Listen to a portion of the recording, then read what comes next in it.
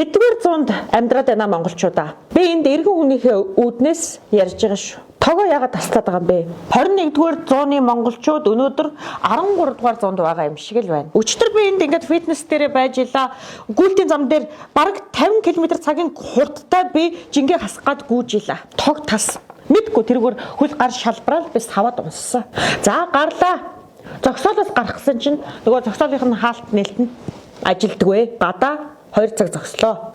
Хизээ тог тасдгаа яагаад мэддэхгүй байгаа юм ба? Ядаж мэддэгдвэл Монголын ард түмэн чи ойлгоно ш. Хэлэлтэй.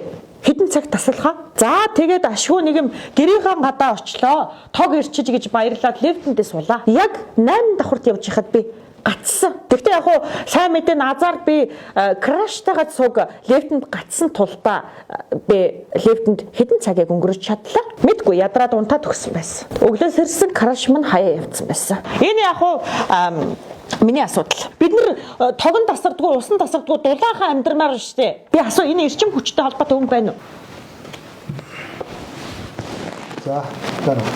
За өдрийн мэнд.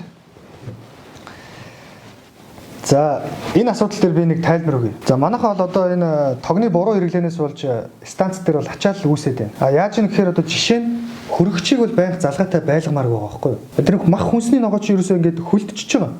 Оо. Тэгээд тэр чинь нэг цагтаа ингээд хөлдөөг барьчих шít. Тэнгүү тэр хооронд хөрөгчөө салгачмаар байгаа байхгүй юу? Тэгээд жоохон кисгээд ирэнгуут нь буцаага залгачмаар. За түүнээс гадна бас утсыг цэнэглээд ингээд байнга байлгаад баймаргүй байна. Утасны цэнэглэгчийг одоо дүүрсэн бол салгаж юмар байна.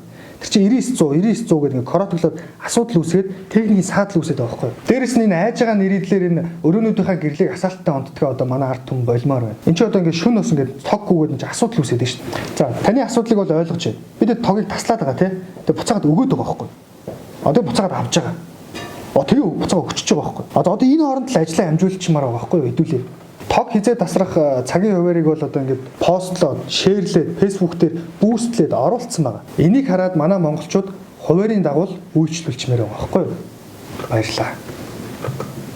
Иргэдийн сэтгэл зүг албаар ингэж хямрааж ин албаар ингэж бохимдуулж ин гэж би хардах хэрэгтэй. Иргэн үнийхээ үгийг хэлмээр байна. Яасан хямралтай, яасан зовлонтой, яасан хэцүү ард түмэн бэ? Яасан хэцүү амьдрцгаагаад байгаа юм бэ?